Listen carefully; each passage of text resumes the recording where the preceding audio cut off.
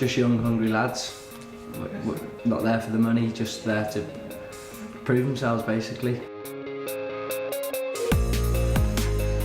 Niall's got faith in me to do the job, so hopefully I come out. I haven't played in a Welsh Prem before, so it'll be a big step up for me, but I'm looking forward to the challenge, like, to be fair. I know Niall quite well, yeah. We were at Wrexham Academy when we were younger together, so hopefully he still thinks that I can perform, which hopefully I still can. I believe in myself to give it a good go.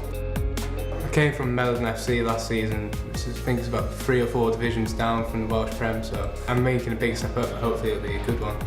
But we're all local lads, we all know each other, so we're going to give 110% for each other. It's a good environment to be in at the moment, everyone's mates, everyone gets along, and I think that'll give us a little bit extra than other teams.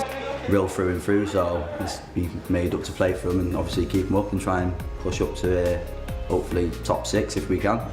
Growing up and that, we used to go and always watch Rhyl. We used to look forward to the Bangor game because you just knew it was going to be a big game, like all the fans would love it, it'd be good on the pitch to watch, tackles flying in. So I'd love to do them over this season, to be fair. Like, I haven't really got nothing against them, but just being Rhyl through and through, you know what Rhyl and Bangor have got.